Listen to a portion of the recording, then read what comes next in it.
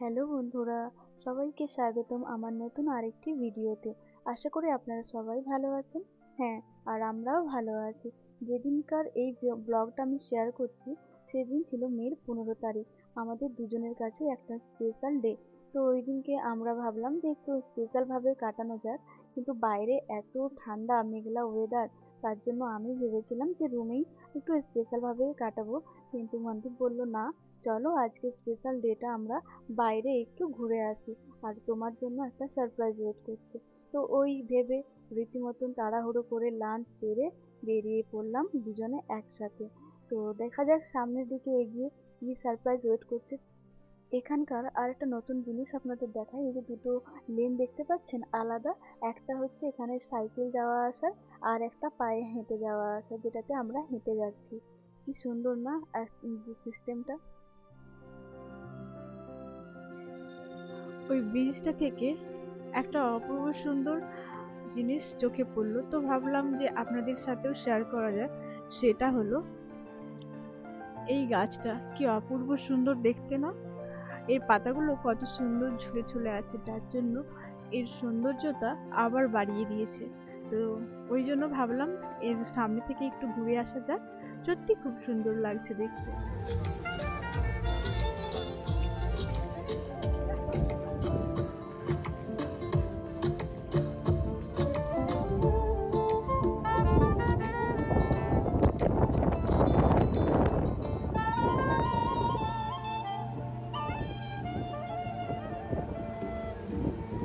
এই যে আমার সারপ্রাইজ চলে এসেছে, তো এবারে এখানে ওঠা যাক।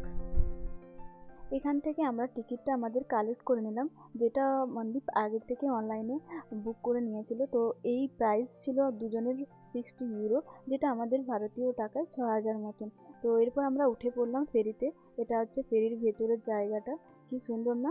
এটা অ্যাকচুয়ালি যদি কেউ ওপরে না বসতে চায় তখন তারা নিচে এসে এখানে বসতে পারে। তো দেখা যাক ওপরে উঠে ওপরে কিরকম লাগে। তো সত্যি উঠে দেখলাম খুবই সুন্দর লাগছে, আর সারপ্রাইজটাও সত্যি খুব সুন্দর লাগলো। এই যে এটা হলো আমাদের ফেরি বুক, মানে এখানে দেওয়া আছে এই ফেরিটা কোনখান থেকে এসেছে, দিয়ে আবার কোন রুট দিয়ে কোথায় যাবে। তো আমাদের যেহেতু 2.5 ঘন্টার জার্নি, তো এখানে এই যে লেখা আছে সব এইগুলো, এই জায়গাগুলো আমরা এই ফেরি দিয়ে ক্রস করে যাব। তো এখানে সবই যা লেখা আছে জার্মানি ল্যাঙ্গুয়েজে, আমার পক্ষে উচ্চারণ করা সত্যি ডিফিকাল্ট। তো তার জন্য আমি আর এইগুলো উচ্চারণ করতে গেলাম না, কারণ জার্মানিতে আমি এখনও এতটা পটু হইনি, তাই থাক আর উচ্চারণ না করে বাইরের এই দৃশ্যটা উপভোগ করতে করতে আমাদের সামনের দিকে এগিয়ে যাওয়া যাক। এটা হলো বার্লিন ক্যাথিড্রাল, আর এখান থেকে আমাদের যাত্রা শুরু। তো আমাদের সাথে সাথে আপনাদেরও একটু বার্লিনটা ঘুরে দেখাই। প্রচন্ড পরিমাণে ঠান্ডা, তার জন্য কানে টুপিটা নিয়ে নিলাম, কারণ আমার একটু ঠান্ডা লেগে যাওয়ার ভয় আছে।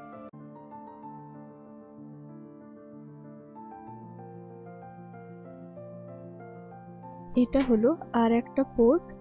এই পোর্টে এখন কিছুক্ষণ আমাদের ফেরিটা দাঁড়াবে, আর এই পোর্টের নাম হলো সিচার ফেস্ট। ওই যে ওখানে লেখা আছে, ওপরে যাচ্ছে ট্রেন, এদিকে যাচ্ছে আমাদের ফেরি, আর সাইডে গাছপালায় ঘেরা সবুজ পরিবেশ, আর ওপরে নীল আকাশ, তার মাঝে একটু যেন তুলো ছড়ানো আছে। অপূর্ব সুন্দর এই দৃশ্য।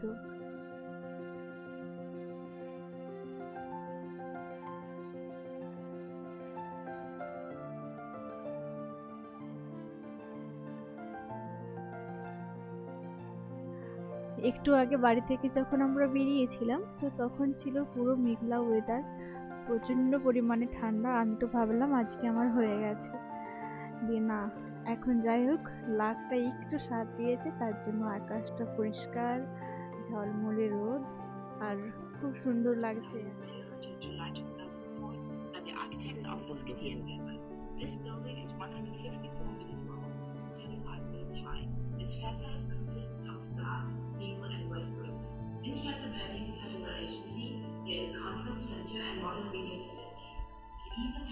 এটা হলো বার্লিনের ওয়েস্ট সাইড, আর এটা হলো বার্লিনের ইস্ট সাইড। আর এই দুটো সাইডকে সেপারেট করছে স্প্রি রিভার। বাইরে প্রচন্ড ঠান্ডা, একবার করে সূর্যি মামা দেখা দেয় আর একবার করে সূর্যি মামা ডুব দিয়ে দেয়। যাই হোক, ঠান্ডার সাথে ফেরিতে ভালোই লাগছে।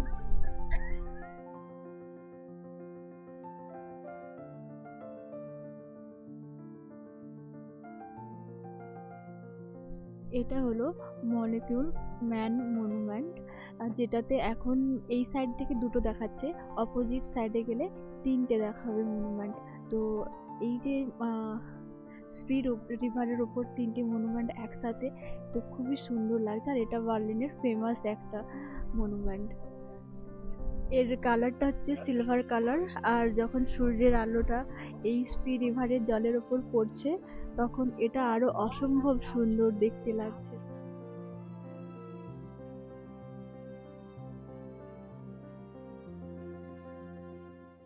এটা হলো বার্লিনের ইস্ট ওয়েস্ট সাইড গ্যালারির একটু অংশ। তো এর অনেক হিস্ট্রি আছে, তো সেটা কোনো একটা পরের ভিডিওতে দেব।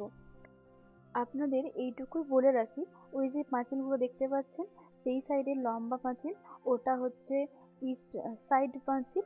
আর এটা যে ছোট যে কালারিং দেখাচ্ছে ওটা হচ্ছে ওয়েস্ট সাইড পাঁচিল। তো অনেক জায়গায় এরকম ছোট ছোট ভগ্নাবশেষ, মানে কারণ কি এটা ভেঙে ফেলা হয়েছিল, তো যার জন্য এরকম ছোট ছোট অনেক জায়গায় ভগ্নাবশেষ রয়ে গেছে।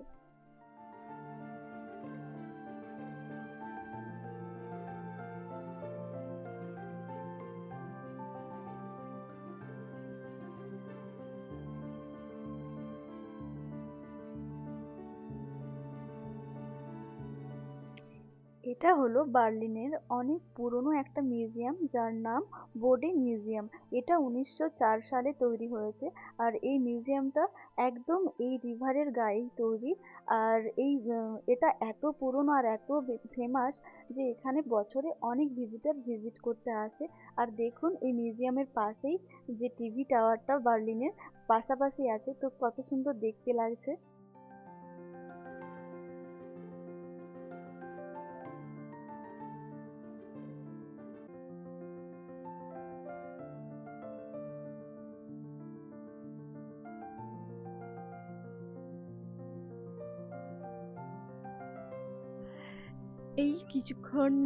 কিছুক্ষণ বলতে প্রায় আধ ঘন্টা আগে কত সুন্দর ঝলমলে আকাশ ছিল, রোদ ছিল, হঠাৎ করে আবার কালো মেঘে ঢাকা আর বৃষ্টি পড়াও স্টার্ট হয়ে গেছে। অবশ্য আমাদের এই যে জলপথের যে জার্নি সেটাও শেষের মুখে, প্রায় বাইরে বৃষ্টি পড়ছে, তো তার জন্য প্রচন্ড পরিমাণে ঠান্ডা হাওয়া, তো ছাদে আর থাকতে পারা যাচ্ছে না, তার জন্য সবাই নিচে চলে এসছে। নিচ থেকে কাঁচের ওপারের সৌন্দর্য দেখছিলাম। তো দেখতে দেখতে প্রায় আমাদের যাত্রা শেষ, এবার নেমে যাওয়ার পালা। তো চলুন নেমে যাওয়া যাক।